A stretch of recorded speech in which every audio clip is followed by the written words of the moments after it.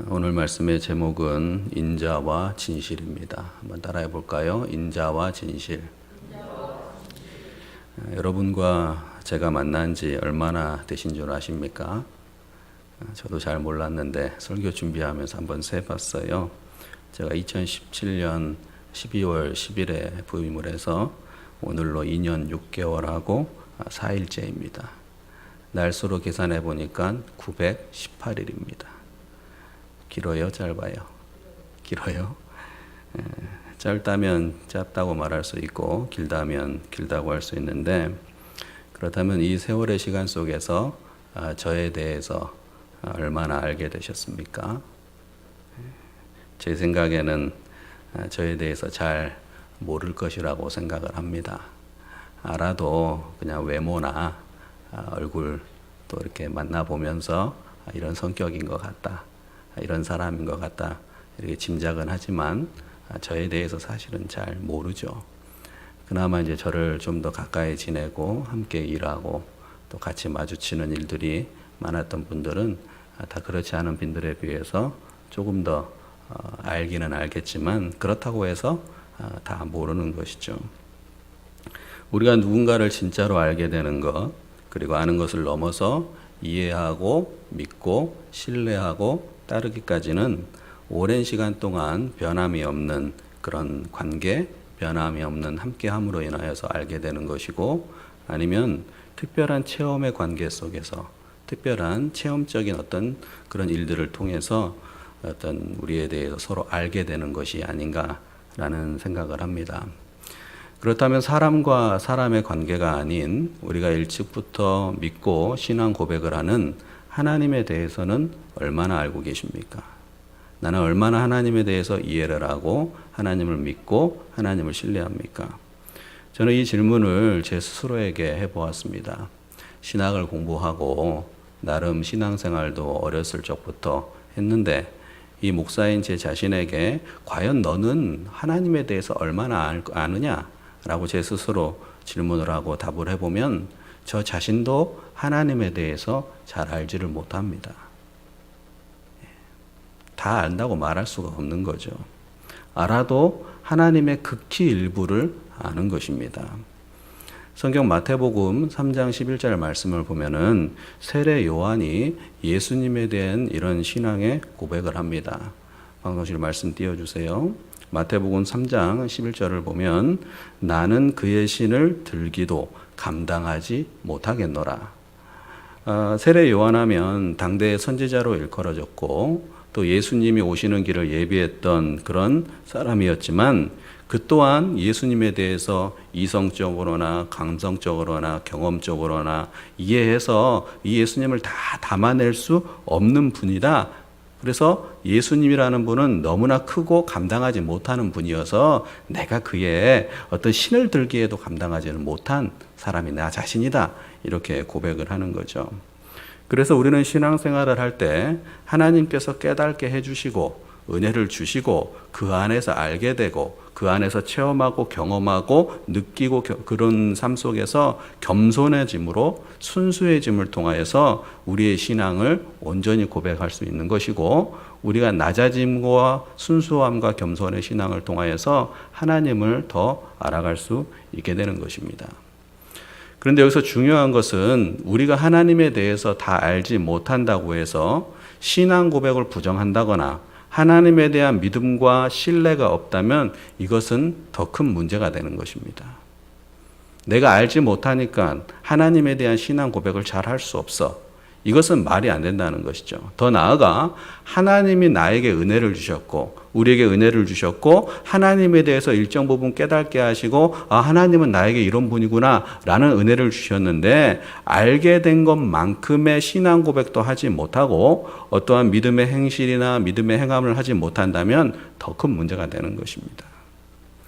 그러므로 우리는 하나님을 찬양하고 하나님과 교회를 섬기지 않는 것은 절대로 정당할 수 없는 것입니다.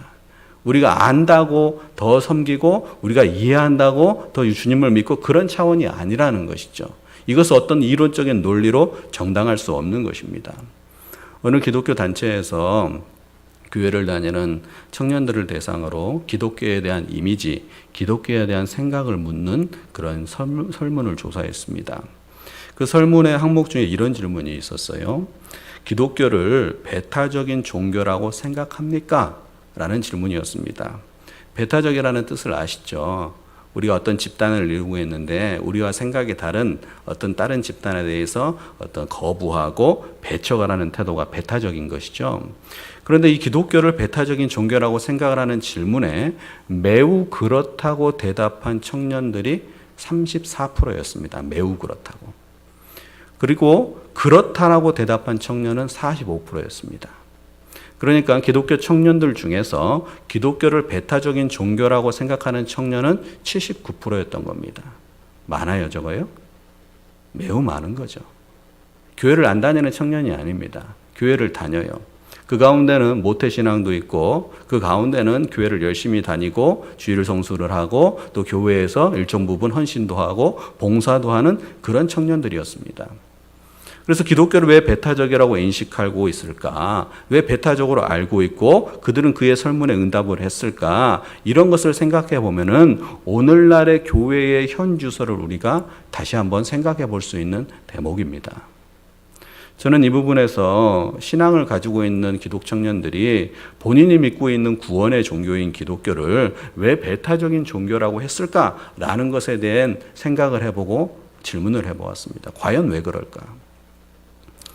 여러 이유가 있겠지만 제가 생각해 본 결론으로는 이겁니다. 우선은 교회를 다니기는 하지만 신앙생활을 하지만 하나님과 하나님의 말씀에 대해서 잘 몰라서 이런 대답을 하지 않았을까라는 생각입니다.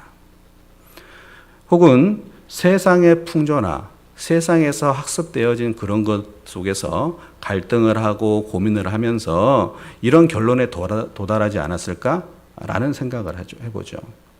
또는 기성세대의 어떤 모습들, 기성세대들이 교회 하나에서 보여주었던 신앙의 태도나 이 땅 사회에서의 보여줬던 어떤 태도 속에서의 어떤 괴리감을 느끼면서 기독교는 배타적인 것이 아닌가라고 생각을 할 수 있었다는 겁니다. 또 하나는 빼놓을 수 없는 것인데 신앙에 대한 철저한 교육이 부족했기 때문에 그러지 않나라는 생각을 해보는 거죠. 기독교를 여러분들이 생각하기에 배타적인 종교라고 생각하십니까? 우리가 믿는 예수님, 하나님이 배타적이십니까? 우리가 똑같은 말씀이지만 그 말씀을 어떻게 받아들이고 어떻게 이해하고 그 말씀을 나의 말씀으로 어떻게 받느냐에 따라서 달라지는데 예를 들어서 요한복음 14장 6절을 보면은 예수님께서 이런 말씀을 하셨어요. 한번 화면을 보고 같이 한번 읽어보죠. 자. 함께 봅니다. 시작. 예수께서 이르시되 내가 곧 길이요 진리요 생명이니 나로 말미암지 않고는 아버지께로 올 자가 없느니라. 아멘. 이 말씀을 봐보세요. 나로 말미암지 않고는 아버지께로 올 자가 없다. 이거를 배타적으로 느끼세요? 아니면은 다 개방적이고 이타적이고 열려있는 걸로 느껴지십니까? 어떻게 보느냐에 달린 거죠. 사도행전 4장 12절 말씀도 마찬가지입니다. 베드로가 설교 중에 이런 말씀을 하죠. 사도행전 4장 12절에 다른 이로서는 구원을 받을 수 없나니 천하 사람 중에 구원받을 만한 다른 이름을 우리에게 주신 일이 없음이라. 어떻게 말씀을 왜곡하게 해석하고 잘 모르고 해석을 하고 말씀을 문자 그대로 보면 어떤 느낌이냐면 기독교도 그렇고 예수님도 그렇고 이 예수를 믿는다는 사람들도 호용성은 없어 보이고 기독교가 배타적인 그런 것으로 이미지로 보이는 것입니다. 그러나 이것은 예수님에 대해서 크게 오해를 하고 있고 기독교 신앙에 대해서 크게 오해를 하는 거죠. 이 두 말씀은 구원의 배타성이 아니라 구원의 유일성입니다. 유일성이죠. 오직 예수님을 통해서만 구원을 받는다라는 것은 예수를 믿기만 하면은 모든 사람이 구원에 이를 수 있는 다 열려 있는 말씀이라는 것이죠. 예수님이 어떤 특정한 어떤 집단, 특정한 사람들에게 오신 분이 아니라 예수님이 오셨다라는 그 자체는 모든 사람에게 다 열려 있는 것이고 더 나아가 하나님께서는 우리 인간이 구원을 받을 수 있는 통로를 예수님을 통하여서 열어 주었다라는 겁니다. 다시 말해 구원에 이르는 것은 사람의 어떤 처지나 환경이나 지식이나 자신의 배움이나 자신의 열심이나 자신의 애씀과 수고로 인하여서 자신이 어떤 조금이라도 좀 더 구원에 가까운 그런 개념이 아니라, 예수님은 그런 차원이 아니라 약한 자나 힘없는 자나 아니면 사회적으로 도덕적으로 문제가 있는 사람일지라도 그들에게 구원의 길을 열어놓으신 분이 예수님이고, 예수님을 믿기만 하면은 다 구원의 백성이 되고 하나님의 자녀가 되는 복을 누릴 수 있는 은혜의 길이 열렸던 겁니다. 그래서 가장 포용적이고 개방적이고 이타적인 것이 예수님이고 기독교죠. 오히려 다른 종교는, 제가 다른 종교를 비하하는 것이 아니라 굉장히 저희들보다 애를 많이 쓰는, 열심히 하는 분들 참 애를 많이 쓰죠. 단순한 열심도 아니고 고행을 하고 수행을 합니다. 그러면서 무릎을 꿇고 아니면 무릎을 넘어서 자신 모든 것을 다 엎드려서 뭔가 깨달음을 얻기 위해서 애를 쓰고 노력을 합니다. 그 가운데 눈물이 터지기도 하고 그 가운데서 어떤 깨달음을 얻기도 하지만 그들의 삶이 그렇다고 해서 구원의 길이 활짝 열리느냐? 아니라는 것이죠. 그들의 열심과 수고와 애씀은 참 우리가 본받을 만합니다. 그러나 거기에는 답이 없는 것이죠. 세상은 어떨까요? 세상에는 영혼 구원의 길이 절대로 없습니다. 그러나 기독교는 예수를 믿는 사람이나 믿지 않는 사람이나 모든 것을 포용하고 그 십자가의 의미는 구원을 받을 수 있도록 예수님이 열어놓은 길이라는 것입니다. 그래서 모든 인생의 결론은 바로 뭐냐? 하나님을 찬양하는 인생을 살아야 합니다. 한번 따라해 볼까요? 하나님을 찬양하는 인생. 이게 중요한 겁니다. 알았다고 해서 찬양하는 것도 아니고, 모른다고 해서 내가 있다는 것도 아니고, 모든 인생, 모든 사람들은 하나님을 찬양해야 하는 겁니다. 세상 모든 곳곳에 이 창조물 가운데 하나님이 계시기에 그럴 수밖에 없는 존재가 우리 인간이라는 것입니다.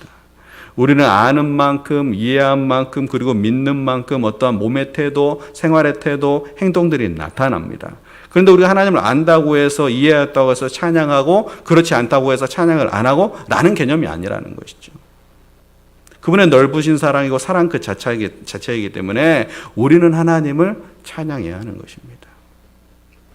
이 부분에 대해서 오늘 시편, 오늘 우리가 읽었던 본문 말씀 117편 말씀을 보면 우리가 하나님을 찬양해야 되는 이유를 분명하게, 명확하게 보여주고 있습니다.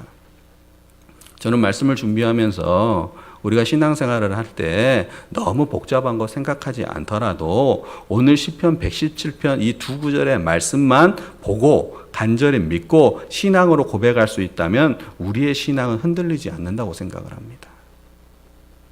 그래서 이 시편 117편은 가장 짧은 시지만 강한 짧은 가운데 강한 어조로 압축적이면서도 하나님을 찬양하고 하나님을 믿는 자와 여러분이 찬양을 해야 된다라는 것을 선포하고 있는 것입니다.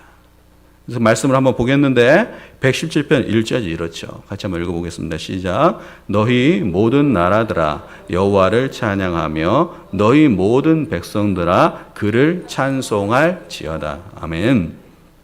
너희 모든 나라들아, 모든 백성들아, 하나님의 백성을 포함한 모든 인류, 모든 사람을 말하는 것이죠.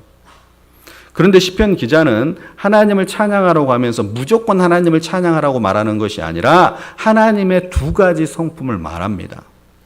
그가 고백하는, 그가 깨달았던 하나님의 두 가지 성품을 언급하는데 이것을 통해서 하나님을 찬양하는 근거와 이유인데 2절 말씀에 이렇게 기록되어 있죠. 2절 말씀에 같이 있습니다. 시작. 우리에게 향하신 여호와의 인자하심이 크시고 여호와의 진실하심이 영원함이로다. 할렐루야. 하나님을 찬양할 첫 번째 이유가 뭘까요? 하나님은 인자하시기 때문입니다. 한번 따라해 볼까요? 하나님은 인자하시다. 인자하심이라는 단어는 하나님을 대표하는 성품의 모습입니다. 하나님은 당신의 백성들과 언약을 맺죠. 그 언약이라는 것이 보통의 언약이 아니라 우리가 신앙생활하는 어떤 근거가 되는데 하나님과 맺게 된 그 언약으로 근거하여서 하나님은 한결같이 변함없이 무궁한 은혜를 베푸시고 우리가 모든 어려움과 삶 속에서 보호하시고 구원하고 건지시겠다는 그런 언약의 약속의 말씀이 바로 인자하심의 성품이라는 겁니다.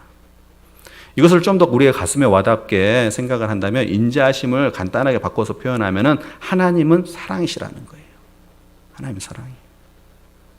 그런데 그 인자하심이 우리를 향해 어떠냐? 크다고 오늘 성경에 기록하고 있어요. 크시고 하면서 크다는 것은 견고하고 넓게 세워져 있는 상태라는 겁니다.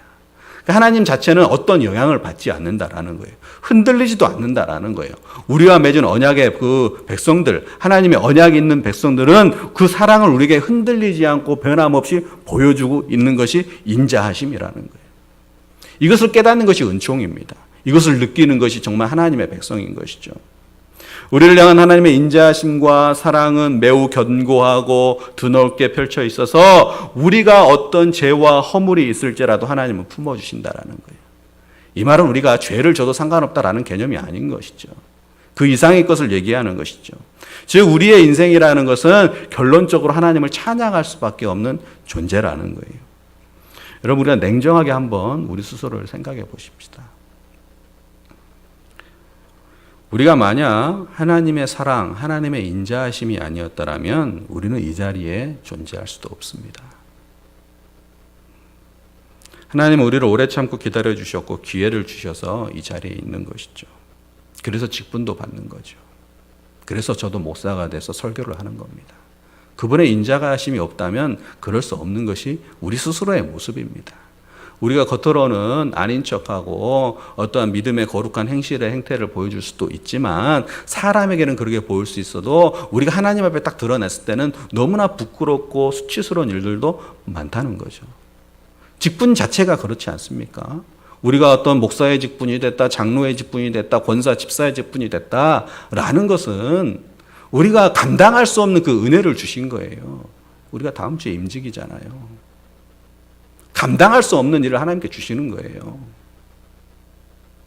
우리 자체가 그렇습니다. 우리가 눈을 뜨고 눈을 감는 것도 마찬가지죠. 우리가 머리를 쓰고 지혜를 쓰고 최고의 어떤 학식과 지식을 더하여서 우리의 생명의 연장의 꿈을 꾸고 우리의 생명을 하나 둘 셋 더 할 수 있을까요? 절대 하지를 못해요. 하나님이 끝이다 하면 끝나는 거예요. 우리의 인생이 그렇습니다. 오늘 하루도 우리가 숨 쉴 수 있고 눈을 뜨고 이른 새벽부터 저녁까지 주님 전에 나와서 예배하고 찬양하고 말씀을 들을 수 있는 그 자체가 은혜고 사랑이기 때문에 가능하다라는 거예요. 이것만 깊이 생각하면 신앙은 이렇구나. 고민할 것도 없고 내가 좌로나 우로나 치우칠 것도 없고 내가 때로는 기분에 따라서 감정에 따라서 사람의 말에 따라서 신앙생활을 하지 않을 수밖에 없다라는 겁니다. 만약에 우리 하나님께서 우리의 행위에 따라서 때마다 갚으셨다면 그 어느도 우리의 생명을 유지할 수도 없습니다. 그래서 요한일서에서 요한사도는 이렇게 고백을 합니다. 요한일서 4장 10절에 사랑은 여기 있으니 우리가 하나님을 사랑한 것이 아니요 하나님이 우리를 사랑하사 우리 죄를 속하기 위하여 화목제물로 그 아들을 보내셨습니다. 우리가 하나님을 사랑한 것이 아니에요. 하나님이 우리를 뭐예요? 사랑하신 거예요. 나 자신이 나보다 하나님이 우리를 더 사랑하신다라는 거예요. 그러므로 우리는 하나님을 찬양할 수밖에 없습니다. 이것은 지식의 차원을 넘습니다. 경험의 차원을 넘는 것이고 우리가 판단의 차원을 넘는 하나님의 이름은 놀랍고 사랑이시기 때문에 그분을 찬양해야 되는 겁니다.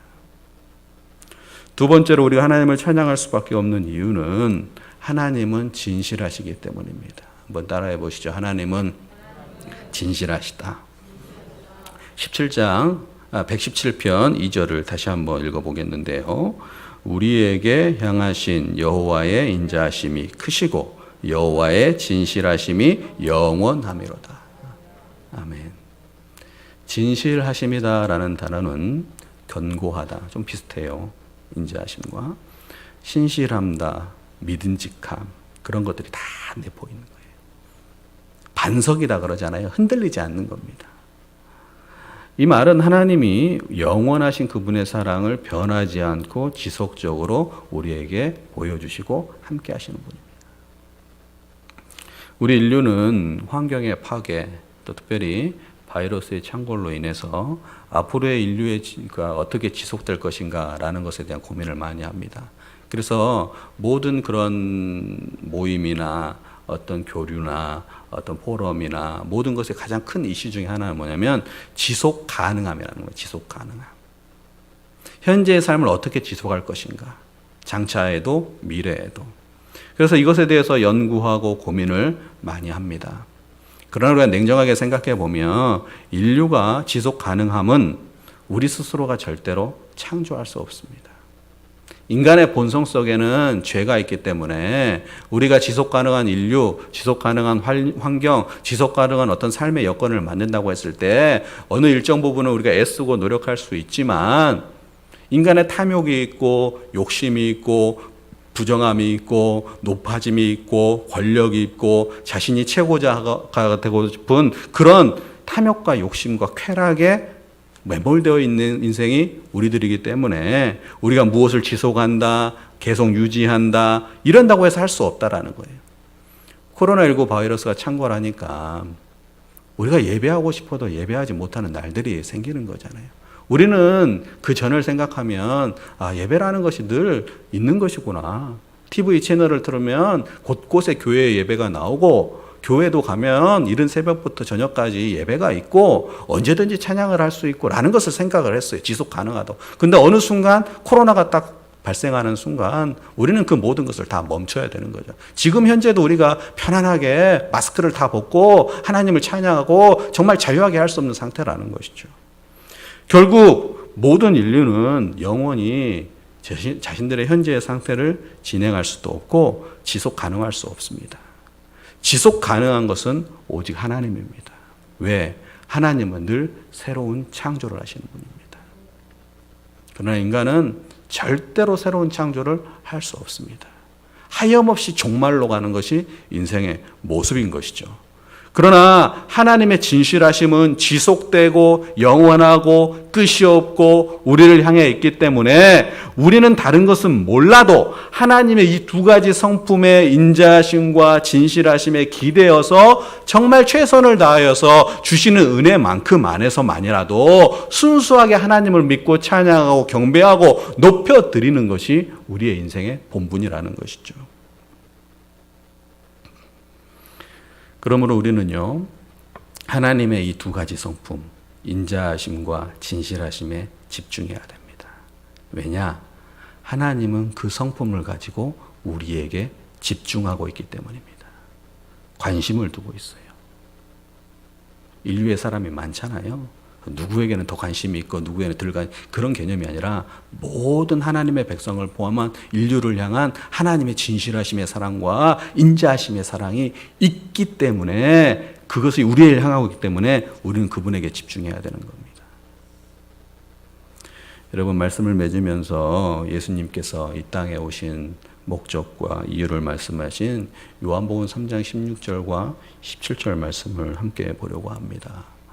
함께 우리 읽어봤으면 좋겠는데요. 함께 16절과 17절 읽어보겠습니다. 시작.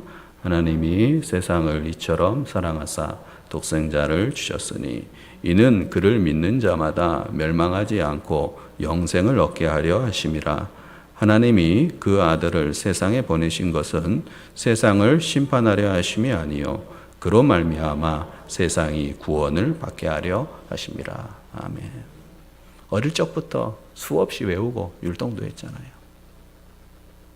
이 말씀에 담겨져 있는 하나님의 놀라운 사랑, 또 그 사랑을 담고 우리에게 오신 예수님, 그리고 예수님은 승천하시고 저 하나님 우편에 앉아 계시지만 성령으로 우리와 함께 하시는 그 하나님, 그 하나님을 우리가 믿고 의지하되 그냥 나 필요에 따라만 때로는 이러고 때로는 저러는 것이 아니라 늘 하나님을 찬양하고 입술에 고백을 하고 우리가 생명이 다하는 그날까지 최선을 다하면 하나님의 은혜와 사랑은 우리 안에 늘 있게 될 줄을 믿습니다. 어떤 신학자가 시편 117편을 이렇게 표현했습니다. 아주 짧지만 통이 가장 큰 말씀이다. 우리의 지식의 한계, 우리가 어떤 편협함이 있지만 그 하나님의 놀라운 사랑의 그 말씀, 그 사랑, 인자와 자비하심과 그 은총이 우리에게 깊이 있고 넓게 있다는 것을 알고 길이요 진리요 생명이신 주님을 따라가면서 늘 겸손하고 순전하면서 더 사랑하면서 주님 앞에 나아가는 우리 모두가 되기를 주님의 이름으로 축복합니다. 기도하겠습니다.